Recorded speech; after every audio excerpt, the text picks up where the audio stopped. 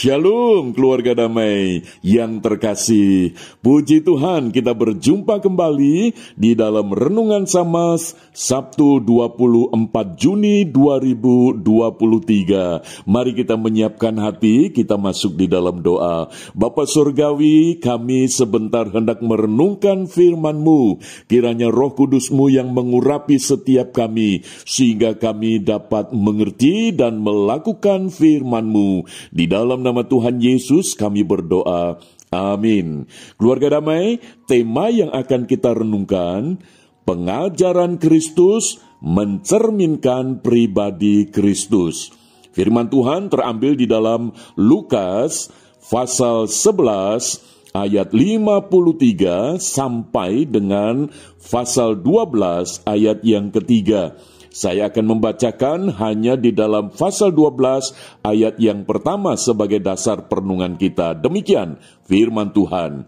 Sementara itu beribu-ribu orang banyak telah berkerumun sehingga mereka berdesak-desakan.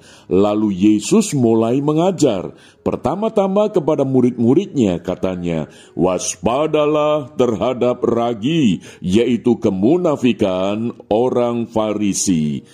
Demikian firman Tuhan. Keluarga damai, pengajaran mencerminkan pribadi dari yang mengajarkannya.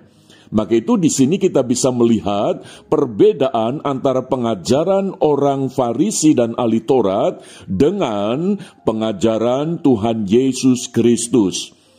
Pertama, kita bisa melihat orang Farisi dan ahli Taurat mengajarkan sesuatu yang bernuansa selalu menghakimi orang lain. Selalu yang ditunjuk itu kesalahan-kesalahan orang lain.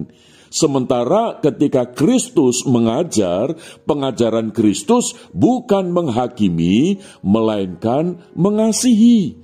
Kita bisa melihat bagaimana orang-orang yang disingkirkan, dikucilkan oleh orang Farisi dan ahli Taurat, tetapi justru disitulah Tuhan Yesus mendekati, mendatangi, dan menerima mereka. Paling tidak pemungut cukai, di mana Yesus tidak menghakimi, tetapi Yesus mengasihi. Yang kedua, kita bisa melihat bahwa orang Farisi dan ahli Taurat itu di dalam pengajarannya itu selalu menyerang orang lain, memojokkan orang lain. Tetapi Yesus ketika mengajar, pengajarannya itu justru bukan menyerang, tetapi menyayang orang lain. Sebagai contoh, ketika perempuan yang kedapatan berbuat zina, orang Farisi membawa kepada Yesus supaya dilempari dengan batu. Tetapi Yesus justru menyayang perempuan ini, sehingga Yesus mengampuni. Inilah yang membedakan karakter daripada Kristus yang memberikan pengajaran. Karena kalau kita melihat di dalam pasal 11 ayat 53, di sana dijelaskan bahwa orang Farisi dan ahli Taurat itu membanjiri Yesus dengan rupa-rupa soal untuk mencari celah kesalahan Yesus. Tetapi justru kalau di dalam kita melihat di dalam pasal yang ke-12 ayat yang pertama tadi, bahwa banyak beribu-ribu orang datang untuk mendengarkan Yesus. Mereka sudah tahu bahwa karakter atau pribadi daripada orang-orang Farisi ini penuh dengan kemunafikan. Maka itu Tuhan Yesus menegaskan kepada para murid, waspadalah terhadap ragi atau pengajaran dari orang Farisi. Karena pengajarannya itu juga sama dengan pribadi orang Farisi, yaitu penuh dengan kemunafikan. Yang ketiga, kita bisa melihat bahwa pengajaran orang Farisi dan ahli Taurat itu selalu ingin membuat orang lain itu jatuh. Sementara pengajaran Tuhan Yesus Kristus justru menyentuh. Tuhan Yesus mengajarkan bukan untuk menjatuhkan orang, tetapi untuk menyentuh hati orang, supaya hati orang itu menjadi berubah, diperbarui. Yang keempat, kita bisa melihat bahwa pengajaran daripada orang Farisi itu memperdayakan orang lain. Jadi melalui pengajaran itu orang Farisi memperdaya, mengelabui. Berbeda dengan Yesus. Justru melalui pengajarannya Kristus itu memberdayakan. Bukan memperdaya untuk jatuh, tetapi memberdayakan untuk bangun, bangkit. Untuk memiliki pengharapan yang baru.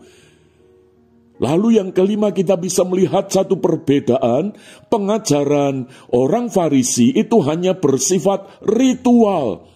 Sementara pengajaran Kristus itu membuat orang memiliki relasi kepada Tuhan. Relasi personal, hubungan pribadi dengan Tuhan.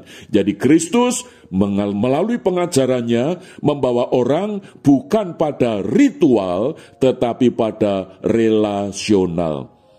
Kiranya kita dikuatkan oleh firman Tuhan supaya kita ini tahu bahwa melalui pengajaran Kristus Yesus Tuhan kita, yaitu firman Tuhan ini, kita boleh hidup memiliki hati yang mengasihi, menyayangi, yang memiliki relasi yang semakin dekat dengan Tuhan.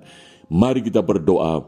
Bapa Surgawi, tolonglah kami supaya kami boleh memiliki satu dasar kebenaran dalam hidup kami, yaitu firman-Mu, supaya hidup kami ini tidak terpengaruh dengan pengajaran-pengajaran sebagaimana orang-orang Farisi, tetapi kami boleh patuh kepada pengajaran Kristus.